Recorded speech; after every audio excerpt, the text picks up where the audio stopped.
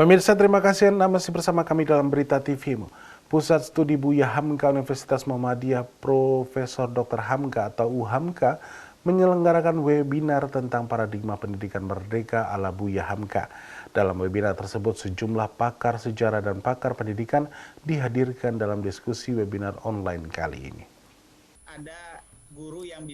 Pusat Studi Buya Hamka atau PSBH Universitas Muhammadiyah Profesor Dr. Hamka selenggarakan webinar secara online.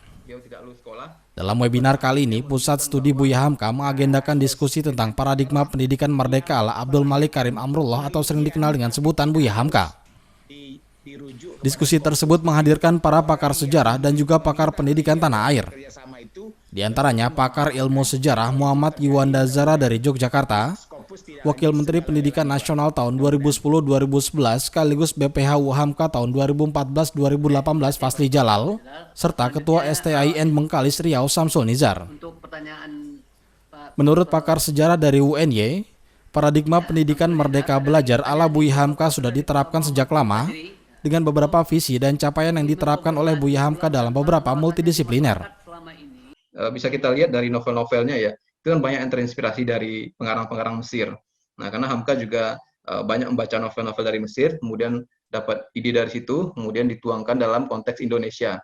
Dan juga ketika menjadi wartawan, Hamka banyak sekali membaca koran-koran dari Timur Tengah, dari Mesir terutama, kemudian diterjemahkan, disampaikan ke Indonesia. Nah, jadi Hamka menjadi penghubung ya antara dunia Arab, dunia Barat kepada umat Islam Indonesia melalui perantaraan bahasa Arab yang dikuasainya. Dan dengan seperti itu bisa kita katakan beberapa metode pendidikan yang dilakukan Buya Hamka walaupun tidak sampai ke lembaga pendidikan formal, tidak sampai selesai, itu menunjukkan Hamka punya kemerdekaan, punya independensi dalam memilih seperti apa metode pembelajaran yang ingin ia jalani. Walaupun tidak masuk ke dalam lembaga pendidikan formal, tapi Hamka punya visi besar. Apa yang ingin dia lakukan, apa yang ingin dia produksi, jadi cita-cita seperti apa yang ingin dia wujudkan untuk Indonesia dan untuk Islam di Indonesia.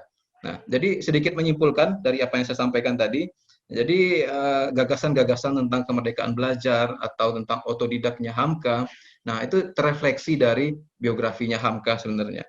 Nah, bisa kita lihat sejak awal Buya Hamka itu pertama belajar di dunia nyata, jadi pergi ke Padang Panjang, kemudian nonton bioskop, nonton pertandingan bola, datang tetapi juga banyak membaca buku di perpustakaannya Zainaro itu, dan kemudian juga melihat dan mendengar bagaimana ayahnya berceramah, dan kemudian pergi ke Mekah dan tempat-tempat lainnya, itu kan belajar dari dunia nyata, mengembara kalau masa dahulu untuk mendapatkan pengetahuan.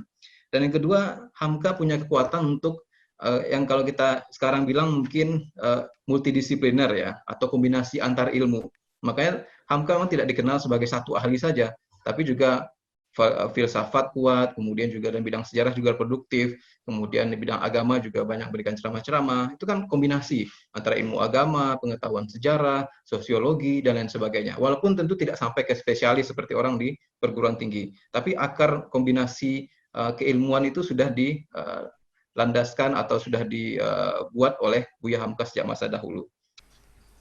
Senada dengan pakar sejarah UNY, Wakil Menteri Pendidikan Nasional tahun 2010-2011 Fasli Jalal mengatakan merdeka belajar ala Buya Hamka sudah diterapkan sejak lama.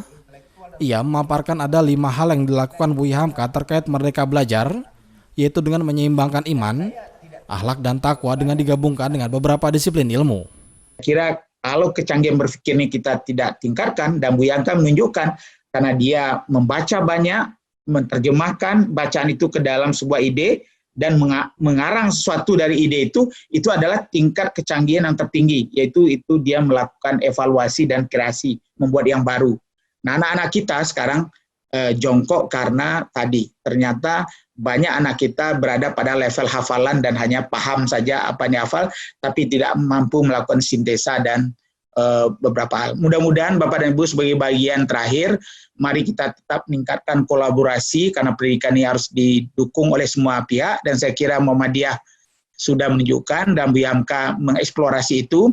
Dan tentu tadi bagaimana 5 hal yang diminta Buya Hamka, perhatikan tujuannya itu sudah cocok, kurikulumnya bagaimana, kemudian proses belajar bagaimana, kemudian yang tidak kalah penting bagaimana agar tentu evaluasinya juga dan bagaimana cakupan hasil belajar atau yang disebut dengan standar kelulusan atau standar kompetensi lulusan itu harus sesuai menyeimbangkan antara iman, takwa, dan akhlak dengan ilmu pengetahuan teknologi seni dan juga didukung oleh kemampuan dia berpikir kreatif dan inovatif. Tim TVMO memberitakan.